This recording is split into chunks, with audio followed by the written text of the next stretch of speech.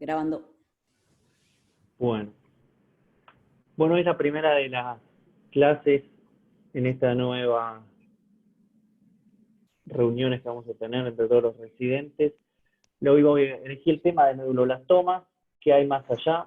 La idea principal es, yo creo que esta es una entidad que todos conocemos mucho, pero que es una entidad muy, muy amplia, con varias cosas que, no sé si al neurocirujano le cambian su manera de trabajar, pero noto cuando hablan los oncólogos, cuando habla el neuroradiólogo, cuando uno va a charlas y todo, extra neuroquirúrgicas, que a mí particularmente tengo que constantemente repasarlas. Y me pareció interesante todos esos repasos, unirlos en esta clase y compartirlo con ustedes, que son, no creo que les aporte nada nuevo, pero el objetivo de la clase fue, uy, ojalá me salga, y ustedes me lo dirán, de decir, qué bueno este repaso, porque la verdad que nosotros hacemos el rol neuroquirúrgico, que es solo uno de los tantos momentos en la vida de un paciente con meduloblastoma. Ojalá me salga. Por eso la pregunta meduloblastoma, ¿qué hay más allá? ¿Qué hay más allá de lo que vemos nosotros? ¿No?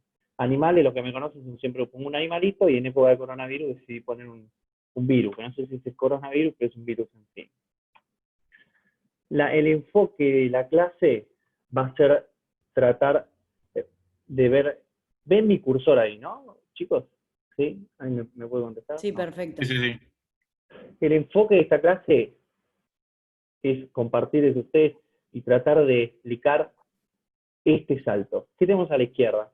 Este es el libro que todos conocemos, es el Greenberg. Si esta clase ya saben que queda grabada, si alguien que no es de neurocirugía la llega a escuchar, el Greenberg es un handbook que usamos mucho los residentes de neurocirugía en todo el mundo, que es un acceso rápido a la información. ¿Sí? Esta es la versión anterior, ¿sí? De la clasificación de la WHO de los tumores cerebrales. El meduloblastoma entraba dentro de los tumores embrionarios, con sus 4 variantes histológicas: la desmoplásica nodular, la anaplásica, las lanceolas grandes y el extensivo nodular. Y el que salió, el Greenberg de este año, miren lo que es la clasificación de meduloblastoma. Mantiene la clasificación histológica, pero ya agrega toda esta clasificación molecular que por ahí nos excede a nosotros, porque si nos queremos a poner a pensar en la vía de señalización y todo, decimos, bueno, excede, al cirujano le gustan otras cosas, y creo que tampoco tenemos que entender la vía de señalización molecular, pero creo que está cambiando el mundo y está empezando, en vez de decir demoplásico nodular, a hablar Sony Hedgehog, WNT, grupo 3, grupo 4. Así que el objetivo de la clase es entender este salto, ¿sí? Y usé el Greenberg como para usarlo de puente, ¿sí? Edición anterior y esta edición del 2020, que si alguno no la tiene, yo se la puedo pasar, es súper interesante. Fíjense que aparece el grupo de meduloblastoma WNT, el grupo SHH, que es el Sony Hedgehog, con la variante de la P53 mutada o no mutada. Después entran dos grupos que se llaman, son los grupos que no son WNT, que no son Sony Hedgehog, que son, por ahora, 2020, llamados grupo 3 y grupo 4, seguro en el futuro van a tener un nombre propio, los voy a ir llevando, pero van a ver que estos nombres son principalmente por la vía de señalización afectada, ¿no? 3 y 4 todavía no tienen un nombre propio.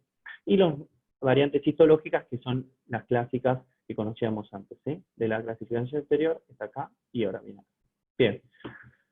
El medulloblastoma es algo enorme, es una enfermedad muy amplia, y quiero aclarar que con esta clase no vamos a poder entender y digamos todo lo del medulloblastoma. De hecho, ¿de qué no vamos a hablar? No vamos a hablar de los síndromes asociados, ni del Gorlin, ni del Tucol, ni Fraumeni.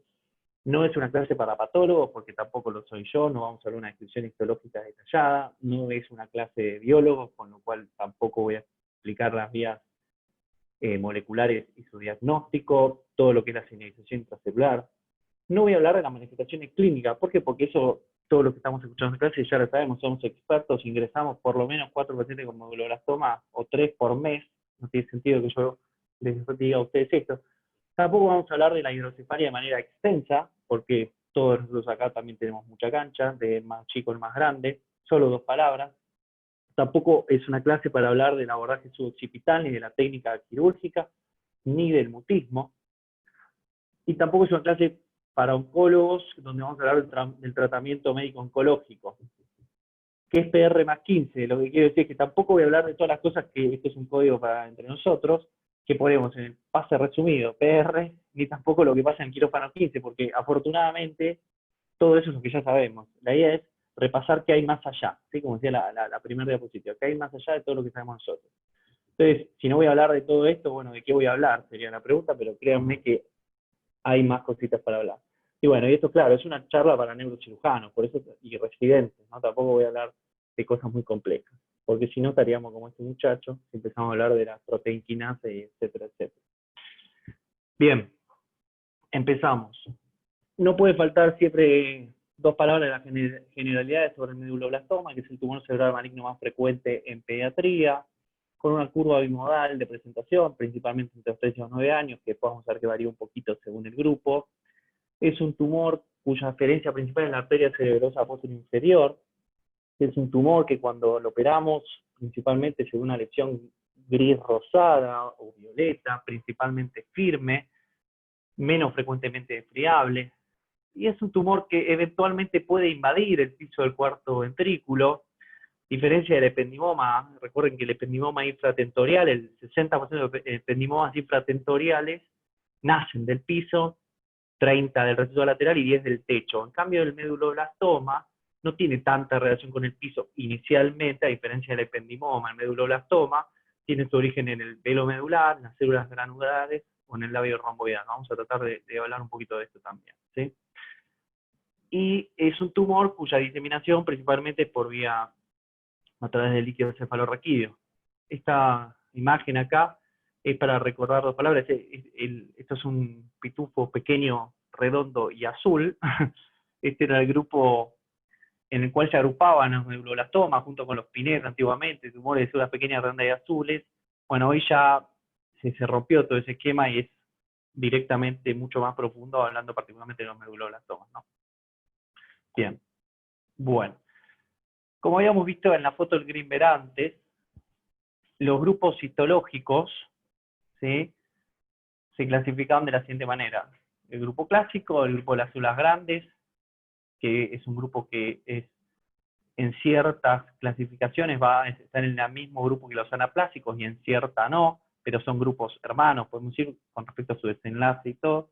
El grupo desmoplásico nodular y el grupo extensivo nodular, que también es como el grupo hermano del desmoplásico. ¿Qué lo hace a cada uno pertenecer? Sus características histológicas, que dijimos que no nos íbamos a meter, pero en función de las relaciones con el núcleo, la forma de la célula, la tensión, cada medulloblastoma puede ser los clásicos o de células grandes, o desmoplásico, o extensivo nodular. Estas son lesiones de grado 4 de la Organización Mundial de la Salud, por su atipia, por su proliferación vascular, por su necrosis. ¿Sí? Todos son grado 4, los medulos. El 72% de los medulos corresponden a la variante clásica histológica, ¿sí? El 10% al de células grandes anaplásico, el 20% al demoplásico nodular y el 5% es extensivo nodular, aunque en los menores de 3 años esta cifra puede aumentar el 50%. De acá, dos cositas más de la media positiva. Medulloblastoma, tengo que también pensar, paciente menos de 3 años o más de 3 años. Esa es la cosa que tenemos que tener en la cabeza, más allá de que quirúrgicamente lo vamos a hacer el mismo abordaje y todo, pero el mundo del medulloblastoma es paciente menor de 3 años o paciente mayor de 3 años. Después vamos a ver por qué.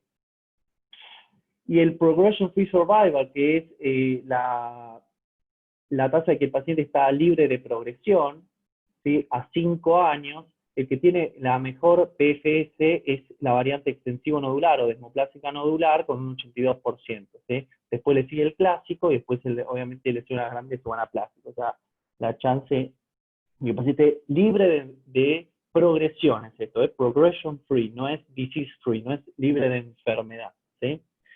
Párenme, ¿no? Porque la idea, chicos, es que esto nos sirva a todos. ¿Sí? Creo que no, hasta acá igual no viene muy complejo.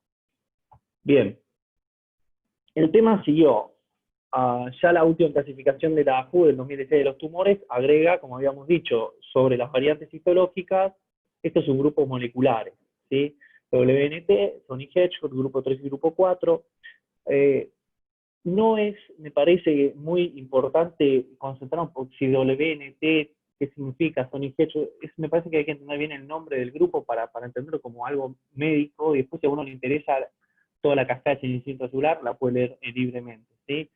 La había de WNT con el Wingles y CHH con Sonic Hedgehog y varias en el grupo 3 y el grupo 4 que todavía no se decidió a ponerle un nombre propio. Pero, ¿cómo se relaciona esta histología con molecular? Bueno, esto es robado del Greenberg. La variante histológica clásica, en función de su patrón de alteración molecular, puede estar en el grupo Sonic Hedgehog, en el grupo WNT, en el grupo 3 y en el grupo 4. Después vamos a ver que esto se va a definir también un poco el riesgo, pero veámoslo. La variante de células anaplásicas es probable que la encuentre solo en dos grupos, en el grupo Sonic Hedgehog y en el grupo 3. O sea que lo que se vio es eso, ¿no? Que lo que yo veía como la histología con células grandes anaplásicas en la parte molecular correspondía más al grupo Sonic Hedgehog del grupo 3. El hemoplásico nodular, principalmente el Hedgehog con la variante P53 no mutada, y lo mismo con el extensivo nodular. O sea que hay como una relación también de hermandad entre lo que es molecular e histología, ¿sí? Dos palabras de esto, ¿sí? Homero, porque esto seríamos nosotros tratando de entender, simplemente de que apunta principalmente a vías donde se recuerda que hay una proteína que actúa como un factor de crecimiento, que intracelularmente gatilla una cascada que aumenta o disminuye la síntesis de proteínas y con eso la replicación del ADN y la replicación celular. Alteraciones en esta vía van a obviamente dar una célula mutada neoplástica. La vía, los dos que mejor tienen descrito las vías son la vía del Sonic Hedgehog, ¿sí? Y la vía del WNT, que se asocia mucho a la beta-catenina, pero insisto, lo voy a paso por arriba, pero era como para que sepan que viene por acá, ¿sí? Hablan de factores de crecimiento que alteran la síntesis nuclear, no es una clase de biología molecular, ¿sí? Bien, bueno, sigamos un poquito más. Entonces, cuando hablamos de neuroblastoma ya hay que empezar a incorporar el concepto de si es un paciente pediátrico, y dentro de si es pediátrico, si es menor de 3 años, ¿sí? Entonces, pediátrico, menor de 3 años, mayor de 3 años y adulto. ¿Y cómo se relaciona esto con respecto a la epidemiología un poquito? ¿Cuál es el grupo más frecuente molecular de neuroblastomas? El grupo 4, ¿sí? 35%. Hace poquito hicimos la pregunta en asociación sobre esto, y la verdad que las respuestas, o sea, como que siento que nosotros, los cirujanos, nos gusta decir medulloblastoma y nos quedamos ahí. Y la verdad que es como que siento que merece más el medulloblastoma. Merece que lo llamemos con WNT, Sonic Hedgehog, 3, 4, en fin. Fíjense, el grupo 4 es el grupo que tiene mayor prevalencia. También está en los niños muy pequeños y en los adultos, en todos los grupos etarios.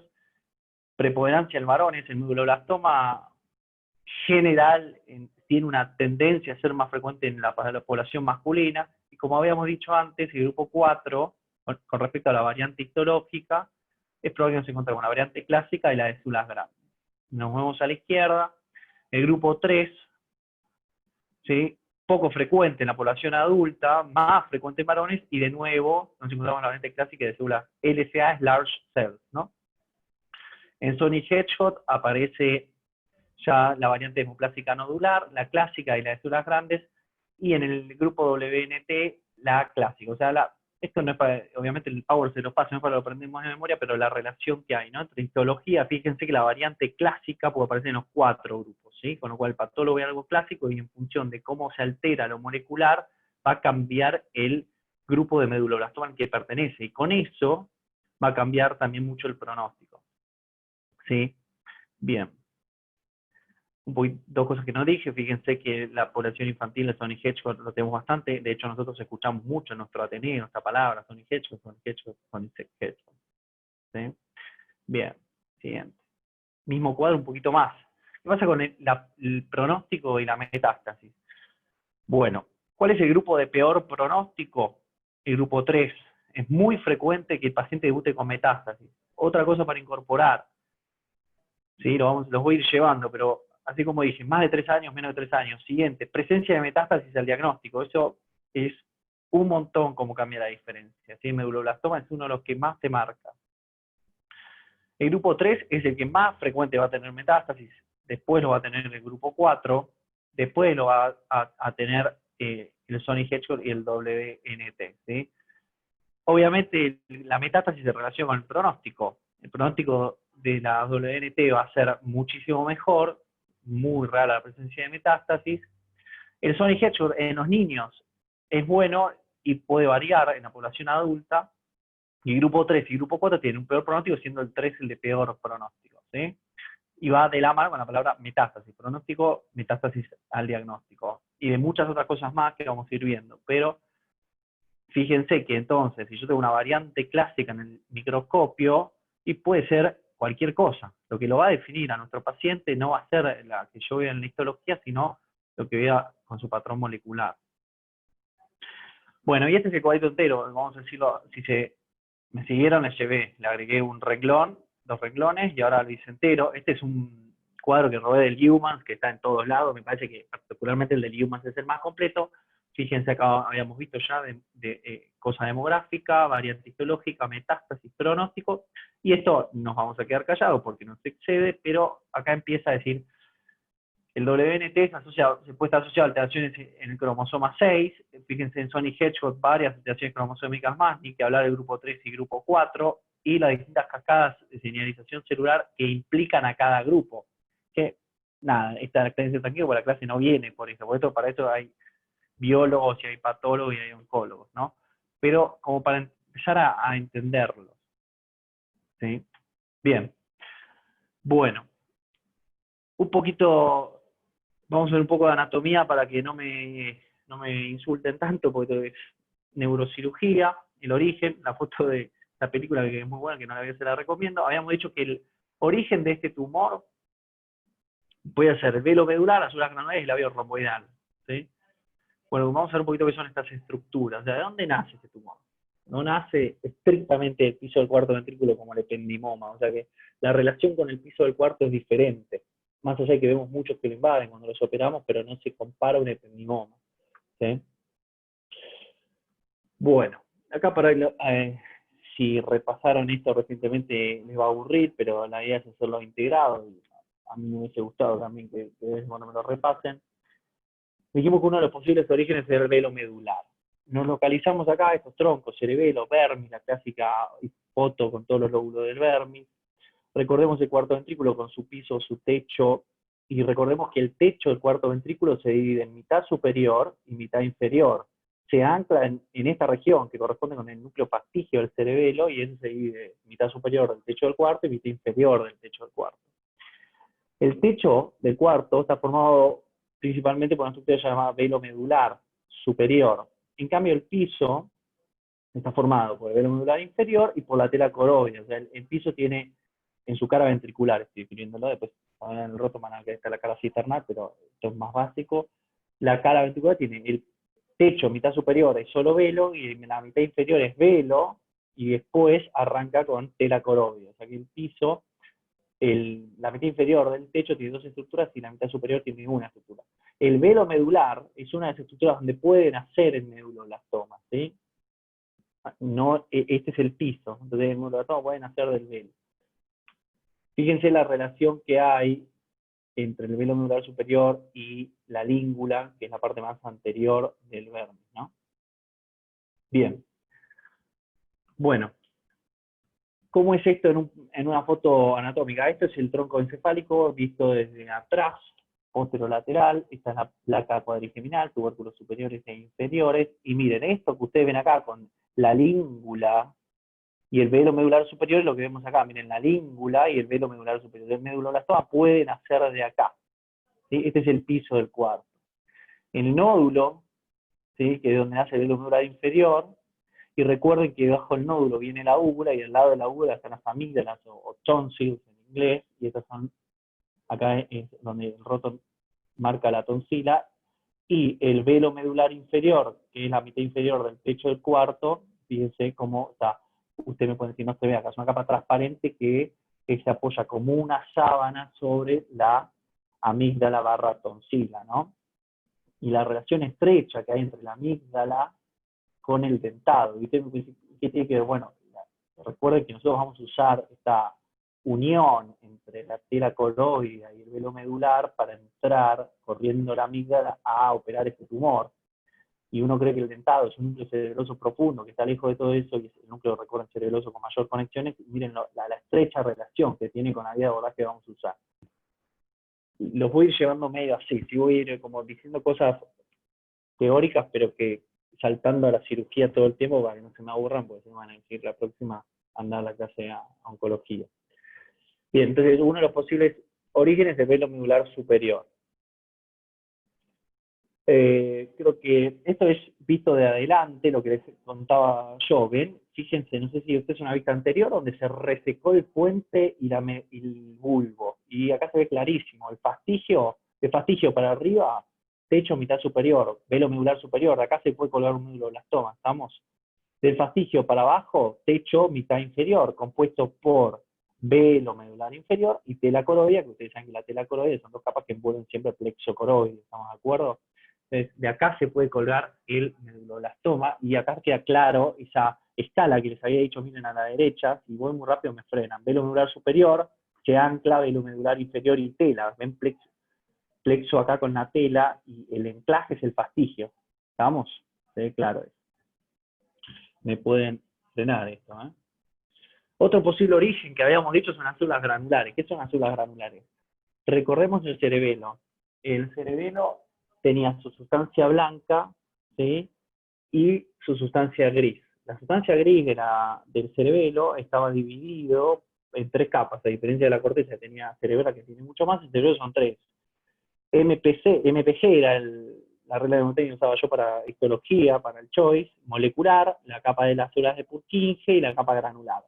De esta capa más profunda de la corteza cerebelosa es otro posible origen del medulloblastoma. Y con esto ya los invito, me voy adelantando, pero imagínense un medulloblastoma que nace acá, y bueno, va a tener una localización mucho más hemisférica con respecto a otro que nace el velo medular superior, que va a estar más asociado al cuarto ventrículo a la línea media. O sea que si uno va asociando dónde está mi medulloblastoma, yo puedo intuir de qué capa es, y después van a ver más adelante que en función de qué capa es, puedo hasta intuir qué patrón histológico / molecular va a tener. Porque la vía que se afecta en la capa granular es diferente a la vía que se afecta en el velo medular superior, por lo cual es diferente el patrón molecular de mi medulloblastoma. Bien, el otro origen es el labio romboidal, en realidad es particularmente el labio romboidal inferior, la parte embriogénica, pero ¿dónde queda el labio romboidal? La idea era integrar en esta clase un poco todo para el paciente más grande y más chico, así que repasamos dos palabritas. Recuerden cuando levantamos la capa, la plaqueta ósea, nos encontramos con el cerebelo, con las dos amígdalas cerebelosas, el espacio interamígdala de la vallécula, la abrimos, ¿sí? Nos encontramos con la úvula, si corremos la amígdala cerebelosa, nos encontramos con la mitad inferior, primero que vemos la mitad inferior del techo del cuarto, que a su vez la mitad inferior estaba dividido arriba por velo medular inferior y abajo por tela coroidea. La unión entre la tela coroidea, ¿sí? Y el velo medular inferior es lo que usamos nosotros en nuestro abordaje telovelar para entrar y meternos ahí para resecar nuestro medulloblastoma.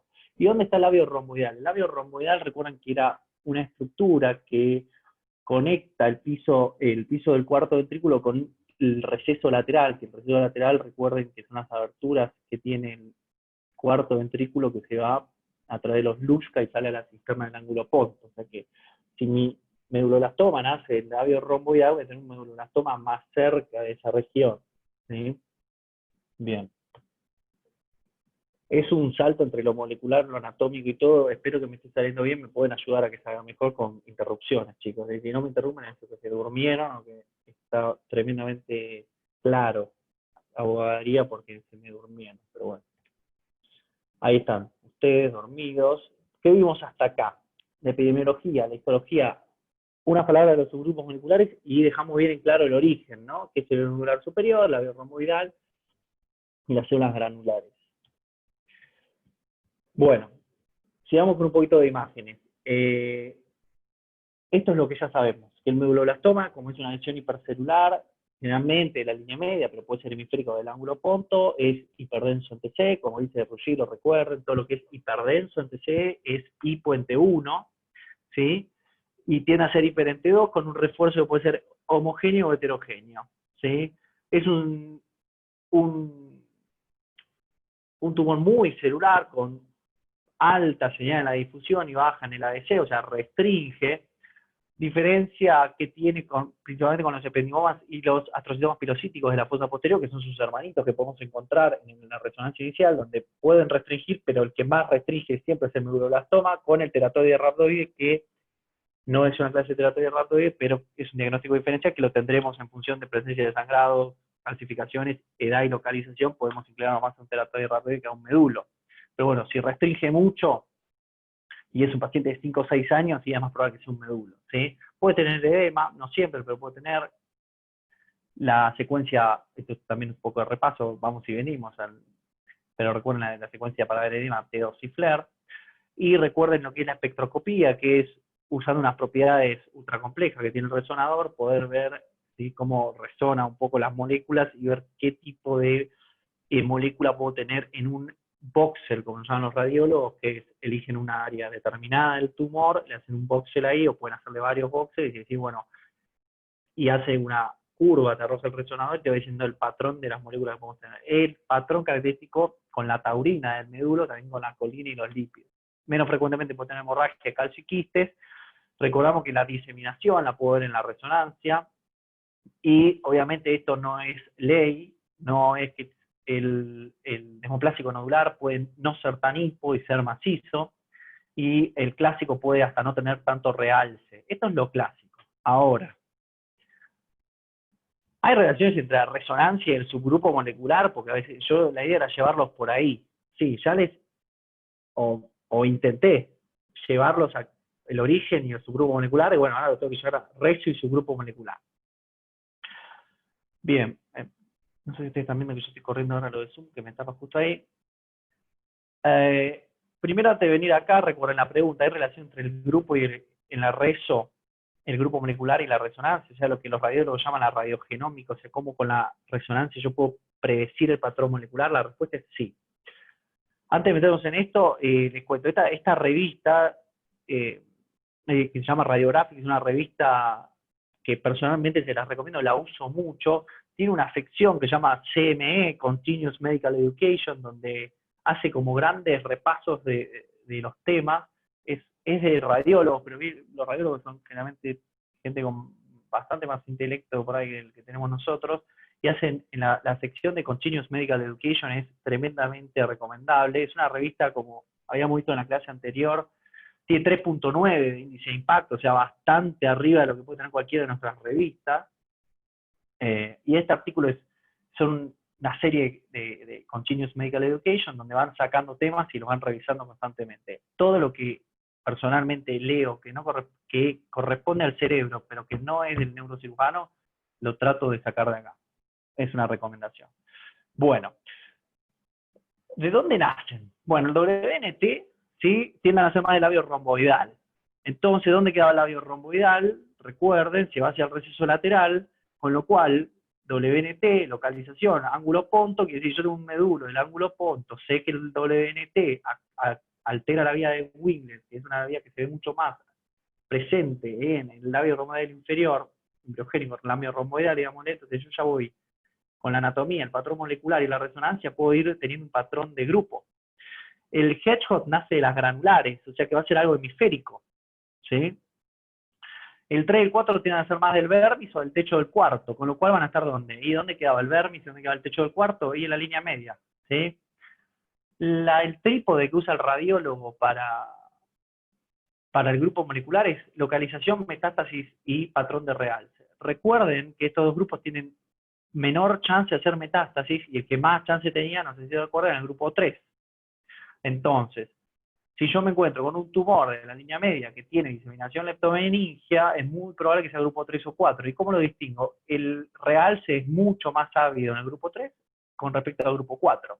O sea que, cuando junto origen anatómico, roto, con vías moleculares, biología molecular y la resonancia, va todo de la mano. Creo que no es tan difícil asociarlo. A mí personalmente, yo puedo pactar con algo molecular cuando me lo pones con algo de anatomía. Y mi intención es llevarlos a ver si lo logro convencer de que se puede. Entonces, y esto es lo que nosotros ya vemos en nuestro hospital en los informes, si vemos una lesión de línea media que realza con el contraste y que tiene diseminación leptomeningia, en el informe el radiólogo ya está poniendo que puede ser un grupo 3. Entonces, si veo una lesión que se va hacia el ángulo ponto, con un patrón de realce, sin diseminación leptomeningia, con una restricción alta y con un pico en el espectro que puede que es de taurina, y bueno, es muy probable que sea un médulo, y si es un médulo va a ser del grupo WNT. ¿Sí? Bueno.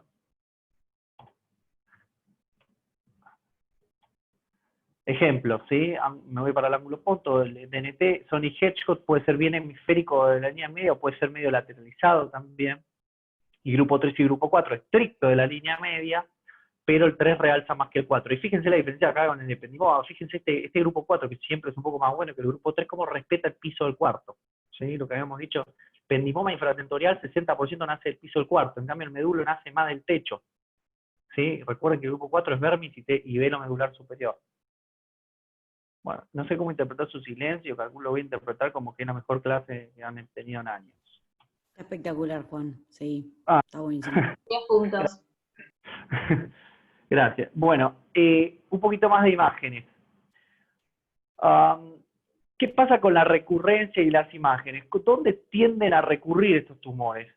La recurrencia del grupo 3 y grupo 4 tiende a ser una recurrencia con diseminación leptomeningio. O sea, no te recurre en la LOSH, sino que te recurre diseminado leptomeningio. Hay trabajos donde dice que si es más del tercer ventrículo es un grupo, si es más, pero bueno, lo que por ahora está un poquito más fácil y que encontrás en los artículos en review es que el grupo 3 es una recurrencia más laminar y el grupo 4 más nodular. Pero recuerden, leptomeningio. En cambio, el Sony Hedgehog, si te recurre, te tiende a recurrir en la LOSH. ¿Sí? Y vos me decís, y esto hay un trabajo interesante que publicó la gente del Sick Children, donde hicieron un cohorte de ellos, y lo compararon con 2 cohortes de hospitales diferentes a los de ellos, como para darle mucha más fuerza al estudio, donde se comprobó esto también, ¿sí? En la gran mayoría de los cohortes, el Sony Hedgehog tendía a recaer en la LOSH, a diferencia del grupo 3 y 4, que era más metastásico. Hay un tema con el segundo cohorte, que es un grupo ruso, pero a grandes rasgos esto se cumple.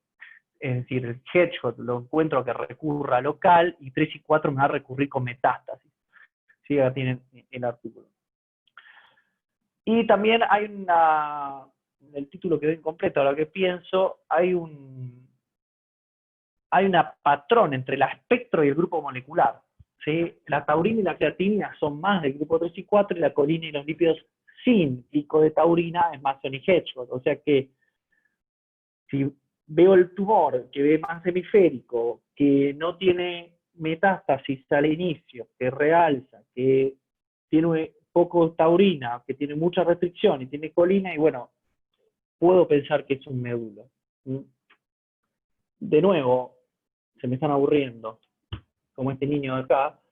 ¿Qué vimos hasta acá? La epidemiología, la histología, los subgrupos moleculares, el origen y las imágenes. Bien. Bueno, cada vez que lo hago aburrido, vengo un poco a la neurocirugía, son trucos que hago para que no se me aburran. TV para todos, Eugenia dice que estás orgullosa de mi lenguaje inclusivo. Lo molecular también en la TV. Sí, lo molecular también en la TV. Hoy, bueno, sé que Amparo estuvo bailando porque tuvo un paciente complejo en el hospital, pero varios de nosotros estuvimos en la charla que dio el Sick Children, donde lo juro que no lo robé. Juro que lo preparé esto el fin de semana, pero él nombró esto también, el médico de Sick Children, el jefe de pedos de neurocirugía, donde quiero responder la primera pregunta. ¿TV para todos? Bueno, nosotros en nuestro servicio somos un poco por lo social, un poco por la guardia, un poco por etcétera, etcétera, etcétera. Tendemos a ser bastante agresivos con hidrocefalia. Lo cierto es que está publicado este año en Journal of Surgery, recuerden que había hablado AMPI sobre esta revista, es una revista con mayor impacto en el mundo neuroquirúrgico. Esta revista tiene una serie de publicaciones que se llaman Neurosurgical Focus, que personalmente también las recomiendo mucho, porque a los que no tengan tanta afinidad por la cosa investigatoria, lo que hace Neurosurgical Focus es mi visión, ¿no? Capaz si escucha el editor me manda a matar, pero lo que me genera a mí es que es la parte de Journal of Surgery menos investigatoria y digamos, más académica, y termina haciendo, una vez que está todo publicado, agarra un tema y lo publica el Neurosurgical Focus. Por ejemplo, saca, no sé, manejo tumoral de la hidrocefalia, saca los papers relevantes, los reviews relevantes y todo. Este es un review bastante lindo que salió este año, que revisa todos los artículos publicados, no me lo acuerdo de memoria, pero bastante actuales, enseñan posteriores a 2007, no quiero meter la pata, pero es bastante actual, es un review que revisa todos esos artículos, como había dicho Amparo, que el review termina siendo una de las cosas que más fuerza tiene como recomendación. Y a grandes rasgos, lo que hoy se sabe y que me quedo tranquilo, que también lo dijo la gente de Sick Children, es que hay menos, el Sick Children nombró la frase menos de un tercio. Menos de un tercio de los pacientes con tumor de fosa posterior necesitan tratamiento de la hidrocefalia, ¿sí? Hay factores de riesgo para predecir eso, que son principalmente paciente con menor de 2 años, paciente con hidrocefalia severa en el debut o en el prequirúrgico y la presencia de edema transeptenimario. O sea que si tenemos hidrocefalia de un tumor de fosa posterior, no necesariamente implica que al paciente hay que hacerle un tratamiento de la hidrocefalia profiláctica, porque la fuerza estadística lo dice, la fuerza de recomendación lo dice, salvo que tengan factores de riesgo, menos de un tercio van a requerir tratamiento postquirúrgico de la hidrocefalia. Entonces, el tratamiento de la hidrocefalia, que este review, si lo quieren leer, obviamente le da más fuerza a la TBE, se recomienda muchísimo más en el postquirúrgico si el paciente sigue con hidrocefalia que hacerla de forma profiláctica, salvo que tengas estos factores de riesgo. Y lo molecular también acá pregunta el título, adivinen qué, sí, uno de los artículos que revisa este review es, no recuerdo de qué país, un grupo con un N 143 pacientes, en el cual el paciente con el WNT, el grupo molecular, requirió 0% de tratamiento de hidrocefalia, ¿sí? Este es uno de los primeros trabajos donde hace la relación hidrocefalia molecular. Y quiero decir dos cosas con respecto a esto. Uno, si ya hay neurocirujanos publicando molecular hidrocefalia, significa que lo tenemos que empezar a meter en nuestro vocabulario. O sea, el objetivo es que después de esto, en el pase resumido, aunque sea pongamos la palabra W, ni siquiera NT, pero o sea, quiero decir, ya hay neurocirujanos publicando relación hidrocefalia-WNT, ¿sí? Eso por un lado. Segundo, no hay mucho todavía, pero bueno, estos 143 pacientes de neurocirugía es un número interesante. En el Sony Hedgehog, los pacientes de ellos, el 29% requiere tratamiento de hidrocefalia. En el grupo 3, 29%, en el grupo 4, 43%. O sea que ya hasta podés, por el grupo molecular, predecir si tu paciente va a hacer hidrocefalia o no. Esto es muy casero, porque mi paciente la hace hidrocefalia o no, y yo lo diagnostico con la clínica, pero por lo menos invitarlos a que nos replanteemos si hay que hacerlo profiláctico o no, porque si no, no tendría ningún sentido. Juan, Bueno, ¿te puedo hacer una pregunta? ¿Me escuchás? Estoy, obvio. Me pareció súper interesante esto que estás mostrando y te quería preguntar, no sé, quizás lo dijiste y no te escuché, ¿cómo definen ellos hidrocefalia severa? O sea, ¿solo por el edema? ¿O tiene un índice de Evans? ¿O tiene alguna manera para decir esto es hidrocefalia severa? O digamos, nosotros si no tiene hidrocefalia no le hacemos la TB, pero ¿qué es severa? ¿Entendés? O sea, ¿le da síntomas al pibe? Mira, personalmente en el review de estos muchachos no lo ponen, viste cómo son estos reviews, dicen, desprendido del artículo fulano y tal. Claro. No tengo respuesta, pero podríamos saber, pero me parece que tenés razón, porque si no, definirme severa, que el de clínica, que el teléfono de ojo, que dice Evan, pero me lo tomo como pregunta interesante y la busco, porque estoy seguro que debe estar en los artículos que revisan, porque si no, no podrías ni publicar, ¿no? Como vos decís. Claro, claro. Listo, esa era mi duda, para saber cuán alejados nosotros estábamos de lo que se está haciendo, porque yo digo, pero nosotros normalmente no hacemos TB si el paciente no tiene hidrocefalia, pero nosotros también tampoco lo hacemos a veces cuando la hidrocefalia es, viste, por imágenes y el paciente está impecable, pero Tal cual. esto como una cosa que me da la impresión, o sea, cero que haya fijado que me haya fijado en nuestros pacientes como para responderte esto, pero a veces me da la impresión que en los últimos pacientes que esquipeamos, o sea, que no le hicimos la TB y tenían algo de hidrocefalia, no le fue tan bien en el posoperatorio. Esa es una impresión personal, te digo. Por eso me interesaba saber esto que decían ellos, porque por ahí estoy yo sesgada, porque en los últimos 3 que yo no le hice la TB le fue mal, ¿entendés? Ellos te dicen, no, mirá, la verdad una hidrocefalia que es un poco de dilatación con un índice de Van de tanto, y un paciente bien, no le tiene que pasar nada si le vas directo a la cirugía del tumor. Así que bueno, nada, eso me parece interesante para que, como dejarlo duda, ¿no? 100% de acuerdo. Y, y también desafiar un poco la idea que igual tampoco es para modificar, pero viste que después está también la idea de operar una fosa posterior mucho más relajada, por más de que tenga una hidrocefalia no sintomática, pero Esa era la en fin. pregunta, tal cual. Si es Yo, algo que es la impresión mía o alguien ya dijo, esto no es así, lo de relajado o no relajado es cualquiera. ¿Entendés? personalmente, Esa es mi duda. ese concepto no lo, no lo leí, pero no porque me lo comí, no está el concepto de relajado o no relajado, porque de hecho está escrito no en un review, no tiene tanta fuerza, de que en realidad vos, en los papers que, me estoy yendo del tema, pero en los papers que evalúan si la apertura dural es en B o no, si es con el palito del Y o no, lo cierto, cuando hay una fosa posterior hipertensa, vos podés empezar abriendo por abajo para relajar la cisterna magna y sin Saladin está relajado el cerebelo, pero bueno, y lo mismo, ninguno de los que estamos acá tampoco es que ha operado 200 para poder hablar ni tampoco de nuestra experiencia personal, que igual es lo que menos evidencia tendría, ¿no? Habría que leer los papers. Pero bueno, me parece súper. Y lo busco y creo que si lo podemos, después lo agregamos a esta clase. Y bueno, esto lo había puesto principalmente para Santi, que creo que no, nunca, o por ahí cuando yo estuve rotando afuera en adultos, pero que también hay poco publicado esto, pero una teoría que vos la lees en los libros y en los libros no te cita ningún paper y cuando lo buscas tampoco es que hay mucha cosa, pero es un concepto que tienen los neurocirujanos, esto, ¿no? De no descomprimir rápido una fosa posterior hipertensiva con el tratamiento de la hidrocefalia para hacer la hernia ascendente, lo que le quería comentar esto más a Santi, esa cosa que nosotros tenemos de ojo con los tumores quísticos, de fosa posterior, con hacer un tratamiento y una descompresión brusca de la hidrocefalia supratentorial y evitar esa posible hernia ascendente. Bien.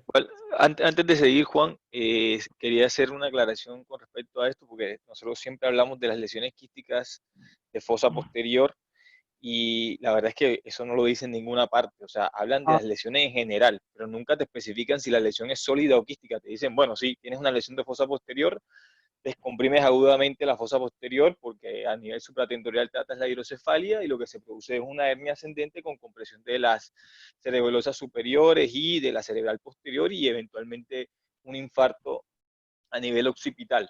Pero en ninguna parte hablan de si la lesión es quística o es sólida. Pues nosotros tenemos ese concepto y la verdad es que eso yo lo he buscado y no lo he encontrado en ninguna parte. No sé si encontraste algo al respecto. No, este mensaje por eso lo empecé así, sin que la evidencia nos soporte, pero era como compartirle, sobre todo lo había puesto para Santi porque a mí se me ocurrió por ahí, ustedes sí, sí lo han dicho, a mí se me ocurrió que creo que todo lo que nosotros lo teníamos, que como vos decís, la verdad que poco soportado por mucha evidencia, pero bueno, compartirlo con esas cosas de escuela que tenemos, ¿no? Sin embargo, te digo, Miguel Albright no dice lo de quístico, que también lo dice, pero no cita ningún paper, y cuando lo vas a buscar, como vos decís, es complicado encontrarlo, pero la palabra quística es aún más complicada. Bueno, hasta acá ustedes estaban aburridos porque vimos todo esto y yo ahora puse una carita más contenta porque vamos a hablar de algo un poquito más divertido, que es la cirugía, porque además ya estamos pronto a terminar. Entonces, así están ustedes ahora. Ya hablamos de epidemiología, de la histología, de los grupos moleculares, el origen, las imágenes y 2 palabras de la hidrocefalia. ¿Sí? Bien. La idea de acá es simplemente, esta es la foto del Roton, de la última parte del capítulo del cerebelo, que te explica el abordaje, repasarlo de manera muy rápida, porque no es una clase de abordaje telovelar, pero me gustaba ir tirando la conexión, ¿no? Velo medular, grupo molecular, o sea, recuerden, ¿sí? Los más grandes, esto se van a aburrir, las amígdalas cerebelosas, el espacio entre las amígdalas y la vallécula. Cuando yo corro la vallécula, me encuentro con la mitad inferior del piso del cuarto, que tenía dos estructuras, el velo medular inferior y la tela coroidea. La unión entre el velo medular inferior y la tela coroidea, que es la unión telovelar, es una de las guías de aproximación que utilizamos para llegar a estos tumores, ¿sí? Recuerden que la mitad inferior del techo del cuarto ventrículo tiene un agujerito que conecta con la cisterna magnética, se llama foramen de Magendie. Acá se ve perfecto, levanta un poco más la espátula, la tonsila, la amígdala, y miren bien en el rótulo. Se ve así, obviamente cuando nosotros operamos esto vemos un tumor acá, ¿no? Con lo cual es más difícil el velo medular inferior, la unión y la tela coroidea, que tiene plexo coroideo a diferencia del velo medular inferior, ¿sí? El abordaje telovelar, que se describió hace varios años, evita entrar por el vermis, es una vermiotomía, entrar derecho por esta región que si la sacrificamos no traería tantas consecuencias, ¿sí?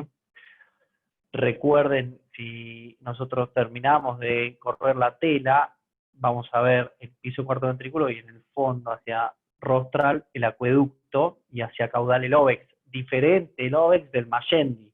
¿Estamos de acuerdo, no? Magendie es este agujero que comunica con la magna, el óvex con el conducto ependimario. Bueno, nada, acá fíjense cómo pone el disector en el velo medular inferior, sacó la tela coroidea y quedó el velo medular inferior. Recuerden que el velo medular inferior era una sábana que se apoyaba sobre la amígdala, y recuerden que la amígdala tenía estrecha relación con el núcleo dentado. Nosotros que estamos acá, bueno, Amparo ya los opera, es una vez que está escuchando, Javier también, somos grandes sostenedores de espátulas, muchachos. Cuando corremos mucho la amígdala, lo que nos estamos llevando, recuerden la foto que vimos al principio, es el dentado, ¿sí? Acá se ve la relación, miren, amígdala va para la derecha, dentado. Entonces, ojo porque estamos espatuleando el dentado, no está tan lejos de lo que uno creería, ¿sí? Ya todos acá metemos estas espátulas para operar, ¿sí? Nada, esta es una foto del roto, aunque o lo leyeron, no, seguro que lo van a leer en algún momento. El receso lateral, ¿sí? Si mi tumor se nace más de acá, tendré que operar más esta región. Y antes, perdón, Juan, antes que pase de imagen, esto que muestra Juan es súper interesante, sobre todo para cuando arrancamos, como dice él, porque es tal cual, nosotros somos muchas veces los que estamos sosteniendo la espátula. Mirá lo importante que es conocer la anatomía, porque todos ustedes saben lo que es el mutismo cerebeloso en un paciente pediátrico. O sea, no vamos a pintarlo como que es algo transitorio y que se resuelve sin ninguna consecuencia, porque está lejos de serlo. Entonces me parece muy interesante cómo les puso esa imagen ahí para que todos la tengan en su cabeza cuando están ayudando en una cirugía de fosa posterior, que es la cirugía que más frecuentemente hacemos. Así que nada, quería decir eso, que me parece muy, muy linda la foto, muy interesante. Eso es lo que quería transmitir y me alegra saber que lo estoy pudiendo lograr. O sea, la idea era llevarlos de molecular al quirófano y traerlos. Repito lo que dijo Amparo, miren el dentado y miren la amígdala. Siguen, ¿no? O sea que si yo vengo para acá y espatuleo esto, bueno, ojo, atención, porque está cerca el dentado. O sea que esto es lo que nosotros hacemos en cirugía. Mirá, me llevo la amígdala acá, está el dentado, ¿sí? O sea que, atención. Bueno, y está terminando, gente, no sé cómo estamos de tiempo, creo que 50 minutos, ¿no? Porque estamos y 10. Bien, se volvieron a aburrir. Esto me pareció interesante también. ¿Cómo se estadifica el neuroblastoma? Es complejo, pero yo lo que me tomé el trabajo es un poco, hablé con los oncólogos y los patólogos del OPI como para trabajar, trabajamos en un centro de referencia nosotros y también para ver un poco el mismo lenguaje y asocié eso a lo que dicen los libros, a algún que otro artículo. Pero bueno, acuérdense que la palabra 3 años es la palabra en neuroblastoma, ¿no? Y la palabra metástasis. Hay varias clasificaciones. La primera pregunta de la clasificación es: ¿el tamaño tumoral prequirúrgico es un predictor de outcome? Hay artículos que han publicado eso. La escala estadificadora con tamaño prequirúrgico tumoral se llama escala de Chan. No lo cité acá, pero está escrito, o sea, actualmente el tamaño prequirúrgico no es un buen predictor de outcome en el paciente, ¿sí? ¿Qué es un buen predictor de outcome? Habíamos dicho, la metástasis y el Juan, residuo tumoral. perdón que te Perdón. interrumpa. Está haciendo algún como contacto tu micrófono y se escucha un poco mal. Fíjate si no es algo de ahí. Perdí fuerza de los músculos extensores y me jorobé, me empecé a apoyar sobre la mesa y golpeé el micrófono. ¿Desde cuándo esto está, o se entendió? Recién ahora, es como que se te escucha bien, pero hay como un tic, tic, tic, tic, tic, que no sé eso de qué será. ¿Estando ahora? ¿Me Sí, escuchan con...? no sé si lo escucho solo yo por ahí en mi computadora. No. El resto... ¿Eh? Sí, yo también. Bueno, pará. Me cambio el micrófono, me dan 5 segundos y... Ahí está mejor, ¿eh? Dale, ¿sí? cámbiate. Yo pongo 3, ya está grabando. Bien. Bueno, dos palabras vamos a ver de la estedificación. Ya se acaba la clase, ¿sí? Dos palabras de la estedificación. Palabra de meduloblastoma es la palabra metástasis y es la palabra 3 años, ¿sí? 3 años va a ser indicador de varias cosas, porque vamos a ver un poquito más adelante, pero recuerden que este chico de 3 años es un sistema nervioso en desarrollo, que por ahí no tolera tanto la radioterapia, o sea que el chico al no poder ser irradiado, eso también es como la irradiación la evitamos, pero bueno, el meduloblastoma lo que mejor le sienta es la radio con alquimia, ¿no? Entonces, con respecto a la estadificación, hay una estadificación, hay varias, pero una famosa, la de Chang, que le dice, que le da con la letra T el tamaño tumoral. Lo que se sabe hoy, y que ustedes entenderán, y creo que van a estar de acuerdo, es que nosotros no le hacemos un T a nuestro tumor, porque el tamaño tumoral prequirúrgico no es un buen indicador del desenlace del paciente. Por ahí nosotros como cirujanos no modifica el patrón de exéresis y la forma y la técnica microquirúrgica que usemos, pero de un tamaño de un tumor más grande o más chico, debut no es tan fuerte como sí lo es la presencia de metástasis, la edad menor de 3 años, y la presencia de un residuo mayor a 1.5 centímetros medido en el axial de la resonancia. Si vos tenés metástasis menor de 3 años o un residuo mayor a 1.5 centímetros de tumor residual, va a ser un paciente de alto riesgo. Y el ISR, el 5 Years Survival Rate, la tasa de que estés vivo a los 5 años va a ser del 70%. Pero nosotros entramos en esto, ¿no? La palabra residuo. Si no cumple metástasis o un residuo mayor a 1.5 centímetros, es un paciente mayor de 3 años, va a ser lo que se llama riesgo estándar, con una tasa de sobrevida un poquito y considerablemente más alta. Ahora bien, ¿qué podemos decir? Esto lo vemos mucho nosotros. ¿Vieron el meduloblastoma riesgo estándar o meduloblastoma alto riesgo? Bueno, alto riesgo porque tuve uno de estos y si no va a ser un riesgo estándar. Y eso va a definir qué tratamiento le voy a dar a mi paciente. Y recuerden, el tamaño tumoral en principio no sería tan fuerte predictor de outcome. ¿Cómo evaluamos la diseminación para la estadificación? Nosotros lo hacemos incorporado y acá tengo varias cosas. Decir que sale grabado y me tengo que cuidar, ¿no? Pero la evaluación es con resonancia y líquido cefalorraquídeo. ¿Cuál es mejor? Acá abajo les puse dos artículos, uno prospectivo, viejo, y otro retrospectivo, un poco más actual, que evalúan.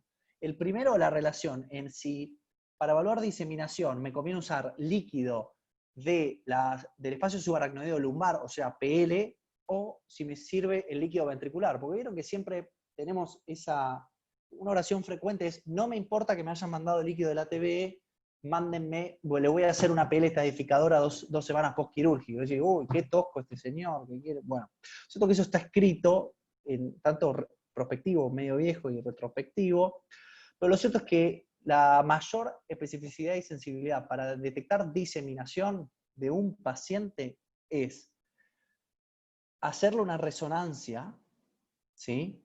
Y tomar líquido cefalorraquídeo. ¿De dónde es el mejor lugar? De la cisterna subaracnoidea, del espacio subaracnoideo. ¿Cuál es la mejor forma de acceder al subaracnoideo? Por una PL. El tumor invade y tiene mucha más chance de ser rescatado en el subaracnoideo que en el líquido ventricular.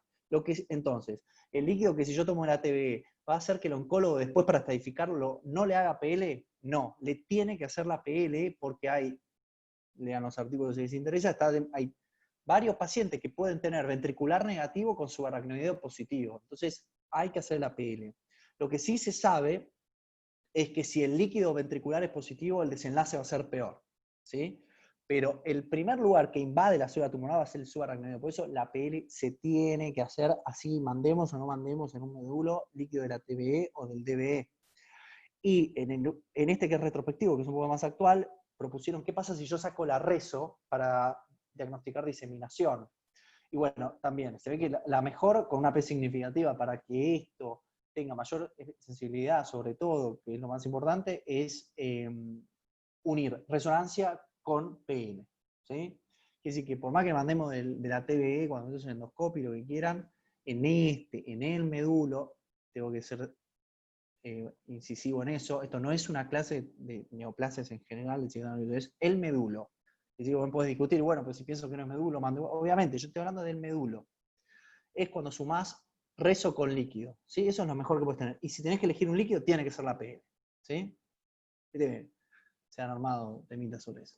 Bueno, se me trabó. Esto me lo compartió un oncólogo del servicio. Yo para armar la clase y para no hacer macana hablé con los oncólogos y hablé con los patólogos. Esta clasificación de Chang, que considera el T del tamaño tumoral, y fíjense que otra forma también de llamar a un paciente de riesgo estándar y alto riesgo es considerando a Chang, ¿sí? Y el tamaño tumoral, ¿sí? En este caso, el residuo macroscópico posterior a la cirugía no es considerado criterio para estadificar. O sea, es diferente a esta estadificación que hice yo. ¿Estamos de acuerdo? O sea, esta es una estadificación y esta es otra. Esta considera el riesgo prequirúrgico, el tamaño prequirúrgico, ¿sí? Con la clasificación de Chang. Creo que tiene un error ortográfico esta Lushka, está mal escrito, quiero dejarlo en claro. Pero bueno, lo cierto es que hoy lo que tiene más fuerte evidencia es correr el tamaño tumoral y usar el residuo, ¿sí? Por eso ahí es donde entramos los cirujanos, ¿no? Que obviamente lo que te dice el Albright, sin citar ningún paper para esto, pero es, digamos, si el tamaño más grande de esto, volver a operar, salvo que no lo hayas operado porque hizo arritmias y eso, que es lo que hacemos nosotros, obviamente, ¿sí? No los cité acá, pero hay artículos que hablan a favor o en contra de lo de Chang y todo. Bien, ya estamos terminando. Hace rato no hablo de los grupos moleculares.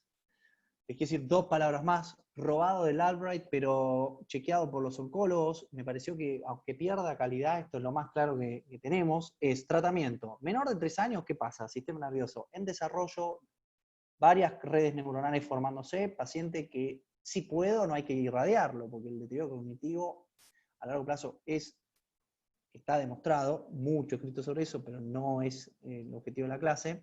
Si tiene más de 3 años, puede irradiar. Entonces, si tiene más de 3 años, el tratamiento debe ser hacer la quimioterapia. Si tiene más de 3 años, si tiene riesgo estándar, que era estos criterios, tumor residual, líquido negativo, no metástasis, le voy a hacer radioterapia y quimioterapia. Y si es riesgo alto, debe ser radioterapia y quimioterapia, usando mayor intensidad en la radioterapia, ¿sí? Bien. Y 2 palabras para ir terminando.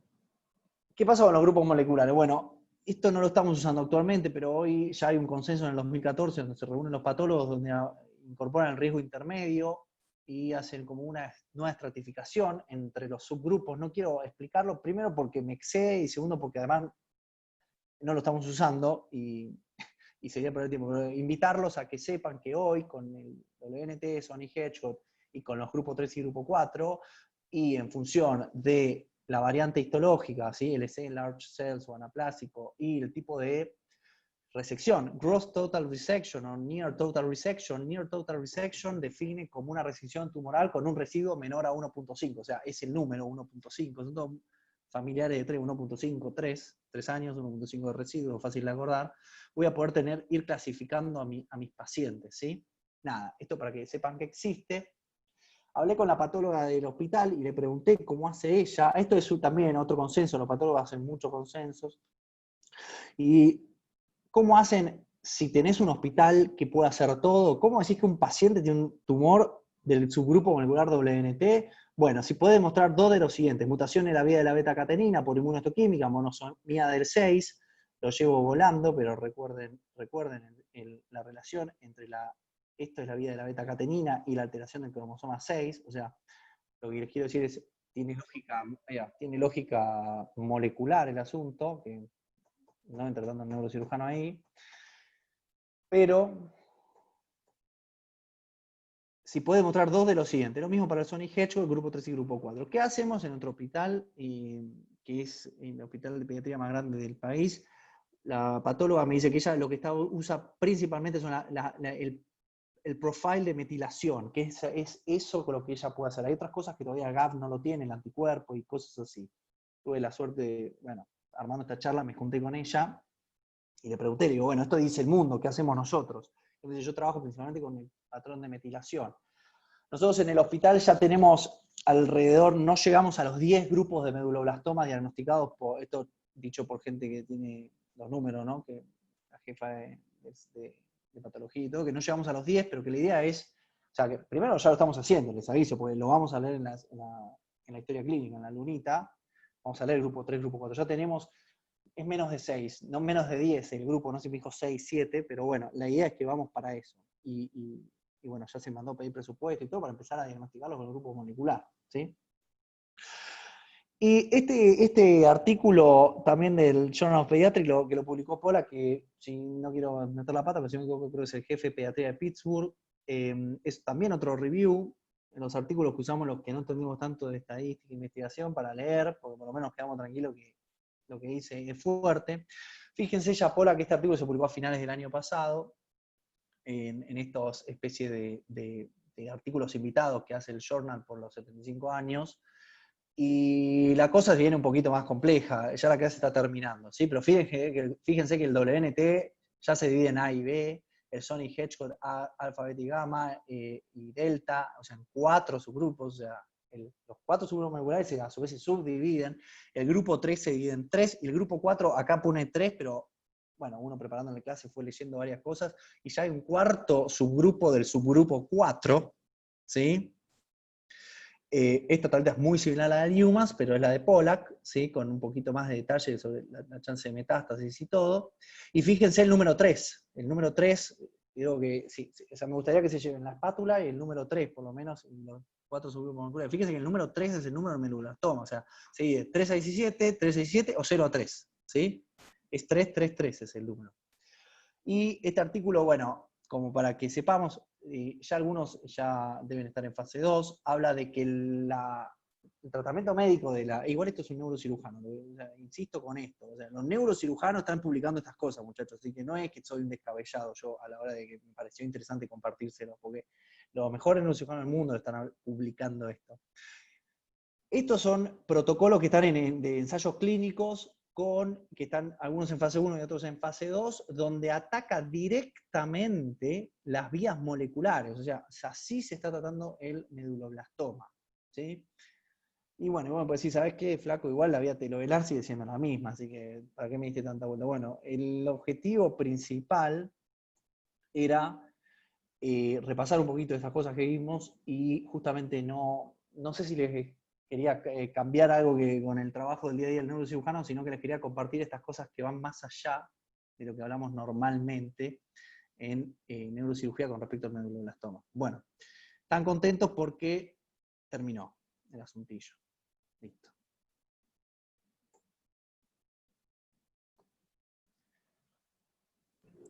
Bueno, Juan, para concluir, felicitaciones, la clase estuvo espectacular y me pareció súper interesante. Y bueno, felicitaciones también por encargarte de organizar todo esto con los chicos y todo.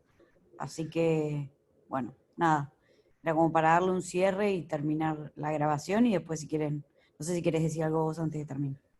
No, que quede oficial, creo que esto es simplemente mi mensaje era, creo que si uno escucha esta clase, decir la verdad que en mi día a día como neurocirujano no me modificaste nada, porque no era ese el objetivo, era una visión más allá de del día a día del neurocirujano.